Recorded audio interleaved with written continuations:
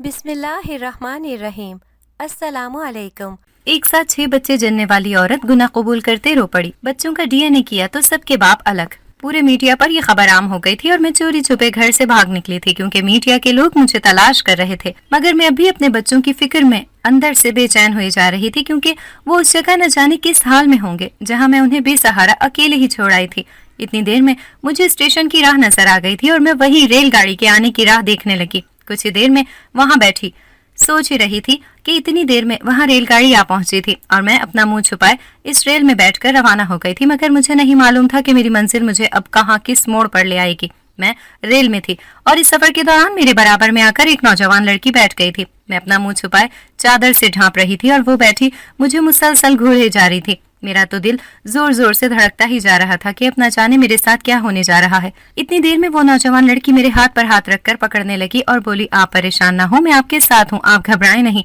मैं जानती हूँ कि आप फरीदा ही है ना जिसने 6 बच्चों को एक साथ जन्म दिया है। मैं ये सुनते ही सहम गई थी कि उसने मुझे पहचान लिया। अब न जाने मेरे साथ क्या होगा, अब तो मेरा राज फाश हो ही जाएगा। मगर वो लड़की मुझे तसल्लियां देने लगी और बोली कि आप मेरे साथ चलें, मैं आपको अपने साथ ले जाती हूँ और वहाँ मैं आपको इस मुसीबत से निकालने का रास्ता भी बताऊंगी। मैं अकेली तने तनहा परेशान थी कि भला मैं कैसे और कहाँ जाती। मेरा तो कोई ठिकाना ही ना था और मैं इस नौजवान लड़की पर भरोसा करके उसके साथ चल पड़ी थी। कम से कम मुझे सर छुपाने को जगह तो मिलती और फिर शायद मैं इस मुसीबत से निकल सकती थी। मैं इस नौजवान लड़की के साथ उसके घर चली आई थी जहां उसने मुझे बिठाया और कुछ देर बाद आराम करने के बाद मेरे खाने पीने का इंतजाम किया और फिर 2-4 दिन उसने मुझसे कोई इस बात का जिक्र न किया और मैं उसके साथ रहती रही। फिर एक रोज उस लड़की के पास किसी का फोन आया तो वो बहुत ही घबराई हुई लग रही थी। उसे परेशान देखकर मैंने उसकी खैरियत मालूम की कि क्या बात है, आप क्यों परेशान दिखाई दे रही हैं। वो कहने लगी, आप नहीं जानती कि आपके पीठ पीछे वहाँ क्या कोहराम मची हुई है। मैंने हैरत से उसकी तरफ देखते हुए कहा, क्या मतलब?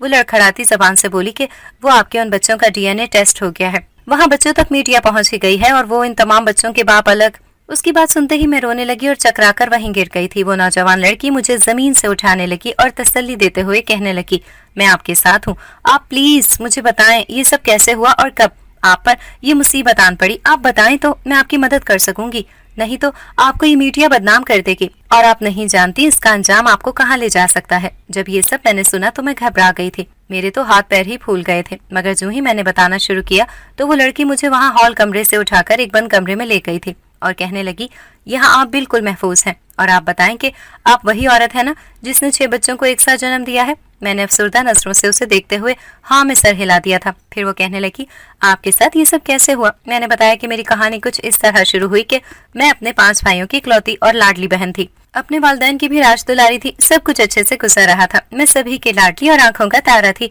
और मेरी परवरिश में ना तो मेरे वालिदैन ने किसी किस्म की कोई कमी छोड़ी थी और ना ही मेरे नाज नखरों को उठाने में मेरे भाइयों ने, क्योंकि मैं सबसे छोटी थी और जो भी मैं ख्वाहिश करती थी मेरे कहने से पहले ही मेरे मुंह की कही बात पूरी कर दी जाती थी। और फिर इसी तरह मुझे खूब पढ़ाया लिखाया और अच्छा काबिल बनने के लिए मेरे वालिदैन ने और भाइयों ने मुझे पूरी सपोर्ट दी थी। और पढ़ने लिखने का शौक और कुछ बनने का शौक तो मुझे बचपन से ही था, मगर ये शौक मुझे कहाँ ले जाएगा मैं ये नहीं जानती थी। हंस खेल कर बचपन के दिन तो ऐसे ही गुजर गए थे। कब जवानी के दिन शुरू हुए पता ही न चला, जब वो हर चीज चमकती दिखाई देने लगी थी। कहते हैं ना कि उम्र के इस दौर में हर चमकती चीज सोना दिखाई देती है, जबकि हकीकत इसके बिल्कुल ही बरक्स होती है। और वही कुछ मेरे साथ भी हुआ था। मैंने भी इस उम्र में वही गलती सरजद कर दी थी जो माँ बाप के लाख समझाने पर भी बच्चे अक्सर बाज नहीं आते। जिन दिनों मैं कॉलेज में थी और हमारे कॉलेज के सामने ही लड़कों का कॉलेज था, जहाँ एक मुकीम नामी लड़का मुझे कॉलेज से आता जाता रोज ही देखता था और मुझे घूरता ही रहता था। मुझे भी आहिस्ता आहिस्ता ये सब अच्छे लगने लगा था और इसके साथ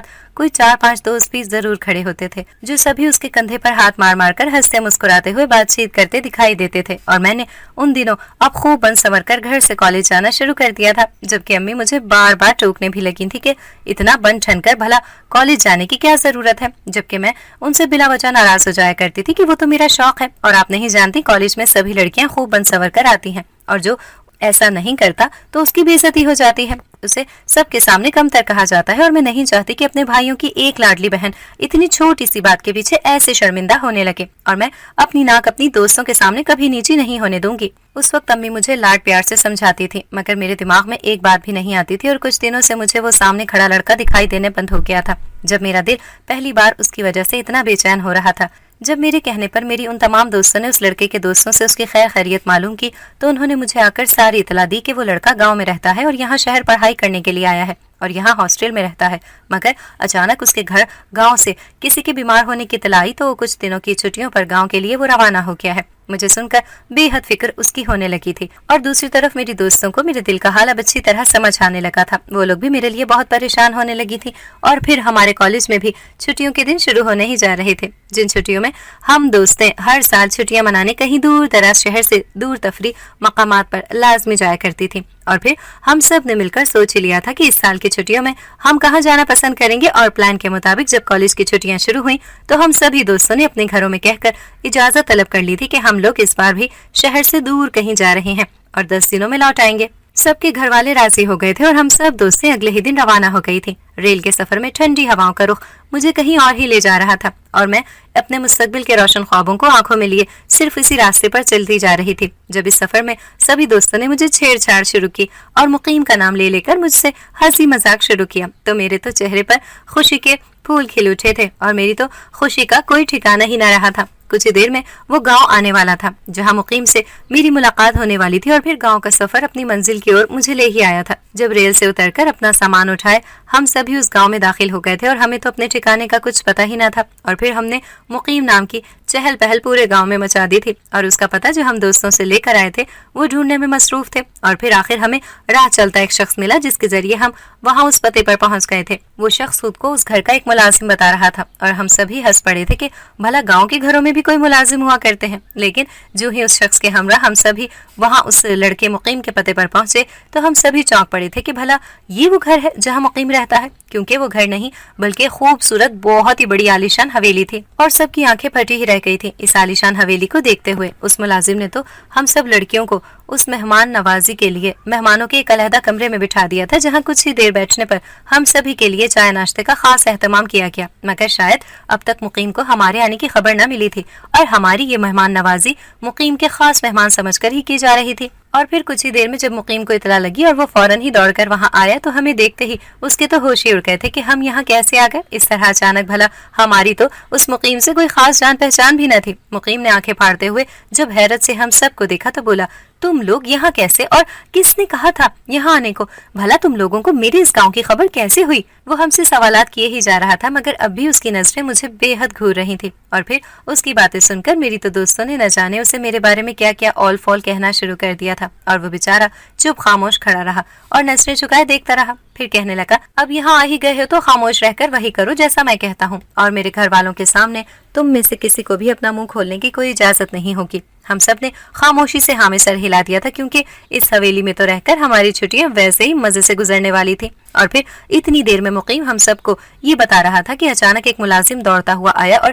گھبراتے ہوئے کہنے لگا، جلدی چلیں چھوٹے صاحب، آپ کی دادی نے فوراً ہی آپ کو بلایا ہے، ان کی حالت اب بگڑتی ہی جا رہی ہے۔ ہم لوگ تو فوراً ہی چونک پڑے تھے کہ اچانک یہ سب مقیم تو فوراً ہی وہاں سے دوڑ کر چلا گیا تھا مگر مقیم کو اس طرح پریشان دیکھتے ہوئے اب میرا بھی دل گھبرانے لگا تھا اور مجھ سے اب رہا نہیں جا رہا تھا اور میں بھی دوڑی دوڑی چھپ کر مقیم کے پیچھے چل پڑی تھی۔ جب میں نے اس کمرے میں چھپ کر دیکھا تو میری آنکھوں میں آنسو جاری ہو گئے تھے کہ ایک بوڑھی عورت جو بہت ہی ضعیف اور بگڑی ہوئی ناساز حالت میں بستر سے لگی ہوئی تھی اور وہ مقیم کو پاس بٹھا کر خوب پیار کرنے لگی اور ساتھ ہی سامنے کھڑے گھر کے تمام لوگ ہی جمع ان کی وصیت سن رہے تھے جس میں انہوں نے اپنی ساری جائیداد، زمینیں اور بہت کچھ ایسی کئی حویلیاں سب میں ہی برابر حصے میں بٹوارا کر دیا تھا اور کچھ ہی دیر میں انہوں نے تیز تیز سانس لیتے ہوئے اپنا دم توڑ دیا تھا اور وہ اس دنیا کو چھوڑ کر ہمیشہ کے لیے جا چکی تھی اور اپنے تمام بچوں میں برابر حصہ بٹوارا کر چکی تھی۔ اس کے بعد مجھے ایک طرف تو خوشی تھی کہ میرا مقیم ایک بہت ہی بڑے عالیشان اور امیر گھرانے سے تعلق رکھنے والا اکلوتا وارث تھا اور ساتھ ہی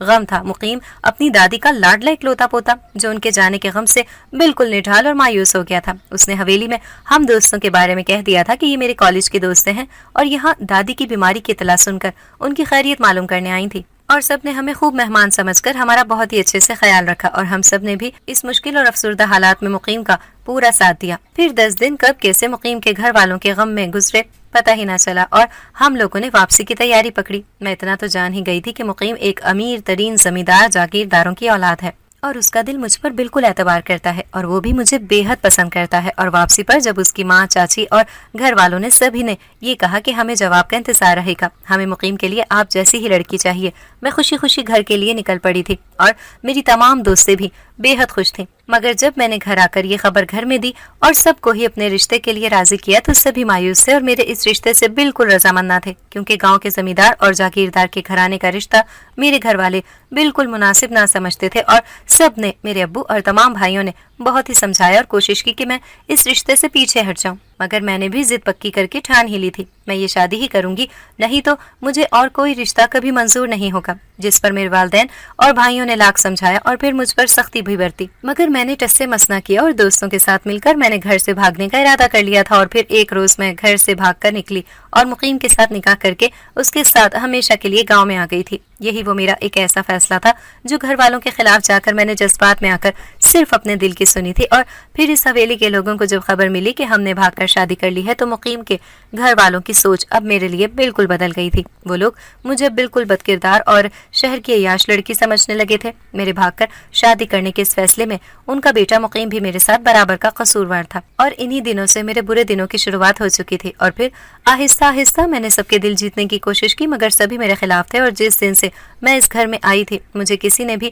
دل سے قبول نہیں کیا تھا، لیکن صرف اور صرف مقیم کی ماں نے مجھے قبول کر لیا تھا۔ اور شادی کے چند مہینوں بعد جب میں گھر والوں کے رویوں سے تنگ آ گئی تھی، خاص کر مقیم کے، کیونکہ وہ بھی پہلا جیسا ہرگز نہیں تھا، اور مقیم کے اندر میں نے ایک نئی بات دیکھی تھی جس سے مجھے بے حد جھٹکا لگا تھا اور انتہائی صدمہ کہ میں نے یہ فیصلہ لیا کیونکہ مقیم ہر بار میرے ساتھ کچھ ایسا کرتا تھا کہ اس کی ماں مجھے سمجھا بجھا کر لے جاتی تھی، نہیں تو وہ مجھے طلاق دینے پر آ جاتا تھا۔ جب میں نے تھک ہار کر ایک روز خودکشی کرنے کا سوچ ہی لیا تھا، تب مقیم کی ماں نے میرے پاس آ کر ایک ایسا راستہ بتایا جس سے مقیم کے دل میں میرے لیے بآسانی جگہ بن سکتی تھی اور میں مقیم کا دل جیت سکتی تھی۔ مگر اس راستے پر چلنا خاص کر ایک عورت ایک بیوی کے لیے کانٹوں پر چلنے کے برابر تھا، مگر میں نے اپنا گھر بچانے کے لیے یہ بھی کر لیا تھا، کیونکہ بے گھر تو میں اسی دن ہو گئی تھی جس روز میں نے گھر سے بھاگ کر شادی کی تھی۔ مگر مقیم کے ایسے راز کا پتہ چل گیا تھا کہ میں نے اس راستے کو خوشی خوشی قبول کر لیا تھا۔ جب کچھ دنوں بعد حویلی کو خبر لگی کہ میں امید سے ہوں، سبھی حیرت زدہ اور چونک اٹھے تھے کہ اب اکلوتے وارث کا بیٹا یا بیٹی اس گھر میں آنے والا تھا،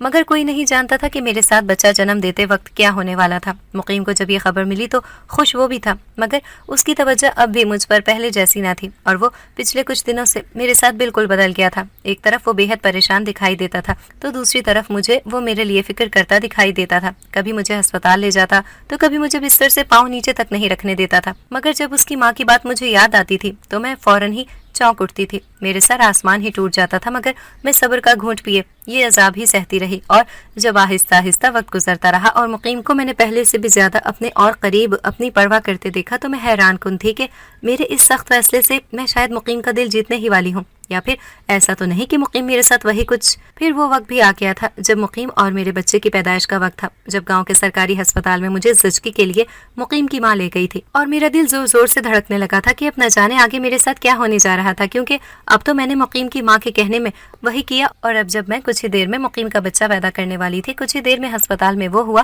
جو سب کے لیے ہی ایک معجزہ تھا۔ اور جب یہ خبر پوری حویلی میں آگ کی طرح پھیل گئی کہ میں نے ایک ساتھ ایک نہیں، دو نہیں، بلکہ پورے 6 بچوں کو جنم دیا تھا، اور اس ہنگامہ خیز خبر کو جب میڈیا تک عام کرنے کے لیے مقیم کی چچی نے فوراً ہی تیزی دکھائی تو سارے ہی میڈیا کے لوگوں نے ہسپتال کو گھیر لیا تھا اور میرے بچوں کی تصاویر بنانا شروع کر دی تھی۔ مگر جو ہی میں ہوش میں آئی تو چونک پڑی کہ بھلا یہ خبر آخر مقیم کی چچی نے میڈیا تک کیوں پہنچائی، اور آخر ان کا ایسا کیا مقصد چھپا تھا۔ جب میں نے مقیم کی ماں کے کہنے پر اپنے بچوں کو وہاں سے فوراً ہی چوری چھپے اٹھایا اور بالکل ہی انجان راستے پر انجانی منزل کی جانب مجھے مقیم کی ماں لے آئی تھی، مگر جب کچھ عرصے تک ہم نے ان بچوں کو چھپا کر رکھا اور مقیم کے بارے میں ہمیں کوئی خبر خیر نہ ملی، وہ اب تک اپنے ان 6 بچوں کو ایک پل بھی دیکھنے کے لیے نہ آیا تھا، تو میرا دل لرز اٹھا کہ میں نے اس کی خاطر اتنا بڑا قدم اٹھایا، اور وہ شخص اس نے تو پلٹ کر بھی ایک بار بھی مجھے نہ دیکھا۔ مگر جب کچھ ہی دنوں بعد مجھے اس روح لرزنے والی خبر کا پتہ چلا تو میں وہاں ایک پل بھی نہ رکی اور وہاں ان بچوں کو غصے میں چھوڑ کر چل پڑی اور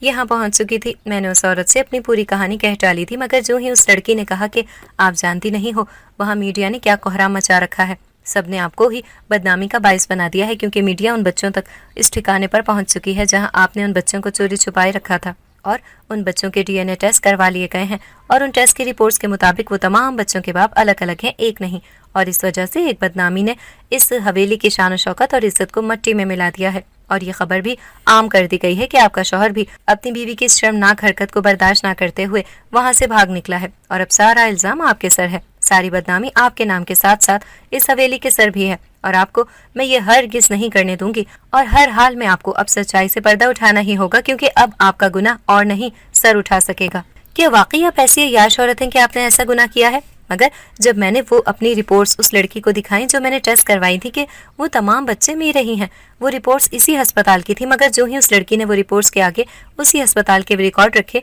जिनमें DNA के तमाम बच्चों के टेस्ट में ये साफ वाज़ेह था उन बच्चों के बाप अलग अलग हैं, तो सरेआम अब दुनिया के सामने मेरा राज, मेरा वो गुनाह जाहिर हो रहा था जो कभी मैंने किया ही नहीं था, क्योंकि मेरे सामने उस वक्त कैमरा था और रिकॉर्डिंग ऑन थी और सामने ही मुंह झुकाए मुकीम की माँ बैठी थी और दूसरी तरफ मैं थी। या तो मुझे मेरा गुनाह सबके सामने कबूल करना था या फिर मुझे इस गहरे राज को हमेशा के लिए फाश करना था, क्योंकि इस वक्त सामने बैठी वो लड़की जो मुझे रेलगाड़ी में मिली थी और अपने चैनल की रेटिंग बढ़ाने के लिए मुझे जानबूझकर यहाँ लाई थी और इस तरह बासानी उसने मुझे फंसा लिया था। मैं जिस मीडिया से मुंह छुपाए भागती फिर रही थी, आज उसी मीडिया पर सबके सामने मेरा गुनाह सामने आने वाला था कि भला मैं कैसे एक साथ 6 बच्चे जन्म दे गई और बदनामी अपने सर ले ली। जब बच्चों का DNA टेस्ट हो गया तो मैं चीख पड़ी और रोने लगी। अब मेरे पास और कोई रास्ता नहीं था, ये वो वाहिद जरिया था जब मैं अपने सर से बदनामी का इल्जाम हटाकर इसी मीडिया के जरिए खुद को बेकसूर साबित कर सकती थी। मैंने चीख कर कहा मैं बेकसूर हूँ और सारी गलती सामने बैठी इस औरत की है, उसने मुझे झूठ कहने पर मजबूर किया। मगर ये बेचारी भी अपने बेटे को कसूरवार मानकर उसके ये सब नाजायज बच्चों को मेरे उम्मीद से कहकर मेरे जरिए हवेली तक लाना चाहती थी। मगर उसे भी नहीं मालूम था कि उसके बेटे ने मरने से पहले ही मुझे सच बता दिया था कि ये सारे नाजायज बच्चों को उनका बाप छोड़ जाता और उन बच्चों को कबूल नहीं करता था जब उनकी माँ से मुकीम निकाह करके उन्हें अपना नाम दे देता था और उन बच्चों को अपने बाप का नाम मिल जाता था। मगर उसी दौरान किसी ऐसे बच्चे के बाप ने दौलत की लालच में दुश्मनी के बायस मुकीम को कत्ल कर दिया और उसने मरने से पहले मुझे सच बता दिया था। मगर मैं ये भी जानती हूँ कि मुकीम के कत्ल के पीछे उस शख्स से मिला हुआ इंसान उसके अपने चाचा चची हैं, जिन्हें इन बेसहारा बच्चों को जायदाद में हिस्सा देना गवारा नहीं हुआ और इन बच्चों की खबर मीडिया तक वही लाए थे और इस तरह इस राज का खुलासा हो गया था कि वो नाजायज बच्चों का नाम देने वाला मुकीम अब इस दुनिया में नहीं रहा था और उसके चाचा और चची ने उसे कत्ल करवा दिया था। और ये सब हवेली की जायदाद में हिस्सा ना देने की वजह से, क्योंकि इकलौता वारिस मुकीम इस हवेली का हकदार था और उसके बाद इस हवेली पर उसकी औलाद का हक था, मगर बेऔलादी के बायस, क्योंकि एक सच ये भी था कि मुकीम खुद कभी बाप नहीं बन सकता था और जो औरतें नाजायज बच्चों को पैदा करती थीं और उन बच्चों के बाप उन्हें अपना नाम देने से इनकार करते थे, वो उन औरतों से निकाह करके उन बच्चों को नाम देता था। और इस तरह इस राज का जब उसकी माँ को पता चला तो उसने भी उसकी माँ के साथ मिलकर अपनी शादीशुदा जिंदगी बचाने के लिए उसका पूरा साथ दिया और उम्मीद से होने का नाटक हवेली के लोगों के सामने किया और बच्चों की पैदाइश के वक्त झूठी रिपोर्ट्स बनवाई जिसमें ये दोनों ही मुकीम और उसकी बीवी ही इन बच्चों के माँ बाप थे। और जब उसकी भनक उसके चाचा और चाची को पहुंची तो उन्होंने फौरन ही ये इत्तला 6 बच्चे पैदा करने वाली औरत के बारे में मीडिया तक पहुंचाई और वो जानते थे कि एक बार मीडिया इस मामले में पड़ गई तो सच्चाई सबके सामने आ जाएगी और मुकीम के सर बदनामी जाएगी कि ये 6 बच्चे उसके नाजायज औरतों से ताल्लुकात के हैं। और उसकी बीवी ने इस बात पर पर्दा डालने पर पूरा साथ दिया, मगर जो ही मीडिया उन बच्चों के ठिकाने तक पहुंची और उन बच्चों के DNA टेस्ट की रिपोर्ट्स तैयार हुई तो मामला इस हद तक जा पहुंचा कि बदनाम फरीदा हो गई कि ये बच्चे अलग अलग बाप के हैं जिन्होंने इस औरत से जन्म लिया। मगर ये झूठ था। इस गुनाह पर पर्दा डालने के लिए फरीदा ने कहा कि ये उम्मीद से है और 6 बच्चों को एक साथ जन्म दे रही है, क्योंकि गांव के अनपढ़ गवार लोग इस बात को हरगिज नहीं समझ सकते थे और बासानी बेवकूफ बन जाते और इसे मुआवजा समझते कि वाकई फरीदा ने 6 बच्चे जन्म दिए। और इस तरह इस कहानी का इख्तिताम हो गया था। फरीदा का राज उसके शौहर की मौत के राज के साथ अब मीडिया पर खुलकर सामने आ गया था और मुकीम के चचा चची को पुलिस ने मुकीम के कत्ल के इल्जाम में गिरफ्तार कर ही लिया था और सारा मीडिया और सारी दुनिया इस बात से अब वाकिफ थी और फरीदा के सर से अब बदनामी का दाग हट चुका था। मुकीम की माँ और फरीदा ने उन बच्चों को मुकीम के बच्चे समझकर उनकी आला तालीम और तरबियत की, उन्हें कामयाब बनाया। और दूसरी तरफ फरीदा जब अपने शहर किसी काम के सिलसिले में सालों बाद लौटी तो अपने घर वापस जाकर अपने भाइयों और वालिदैन के पैरों में गिरकर माफी तलब करने लगी कि काश आप लोगों की बातों पर मैंने उस वक्त अमल कर लिया होता तो मेरा ये सख्त और तल्ख जिंदगी का अंजाम हरगिज नहीं होता और मैं अपनी जिंदगी में आज बेहद खुश खुर्रम और आबाद होती। आज मैं सब कुछ जीत कर भी हार गई हूँ, क्योंकि ना मेरा शौहर इस वक्त मेरे साथ है, ना मेरी कोई अपनी औलाद और ना ही मेरा ससुराल और ना ही मेरा कोई मायका। सालों बाद फरीदा के घर वालों ने उसे इस हालत में देखकर अफसुर्दा होते हुए उसे माफ कर दिया था और उसे अपने साथ यहाँ रोकने के लिए बेहद कोशिश की, मगर फरीदा बिल्कुल तैयार न थी, क्योंकि मुकीम के मरने के बाद उसकी बेवा होने के नाते अब उस पर मुकीम की माँ और उसके 6 बच्चे और पूरी उस हवेली की जिम्मेदारी जो थी, जो मुकीम जाते जाते उसके लिए छोड़ गया था। इस नेक काम में मुकीम ने खुद तो अपनी जान दे ही दी थी और खुद भी इसी उलझन और दुश्मनी के चक्कर में फरीदा के साथ शादी के बाद भी एक दिन भी खुशी का ना गुजार सका। शायद ये सब होना उन दोनों की किस्मत में इसलिए लिखा था कि उन दोनों ने ही घर वालों की मर्जी के खिलाफ जाकर भाग कर शादी की थी और इस तरह कुदरत ने उन्हें किए की सजा इस सूरत में दे ही दी थी। फरीदा गाँव लौट आई थी और अपनी सास के साथ मिलकर गांव में फरीदा ने यतीम बेसहारा बच्चों के लिए एक इदारा बना लिया था, जो मुकीम की अधूरी ख्वाहिश थी। जिस मीडिया के जरिए मुकीम और फरीदा की बदनामी की कहानी सर उठा रही थी, आज वही मीडिया दोनों की बेगुनाही का खुद मुंह बोलता सबूत बना। जब उस इदारे ने खूब कामयाबी हासिल की, बड़े होकर उन बच्चों ने भी वैसे ही कई इदारे शहर के मुख्तलिफ मकाम पर बनाए। अगर आपको हमारी आज की कहानी पसंद आई है तो इसे लाइक करें, शेयर करें और चैनल को सब्सक्राइब करना मत भूलिएगा, ताकि आपको हर नई आने वाली वीडियो का नोटिफिकेशन बर वक्त मिलता रहे।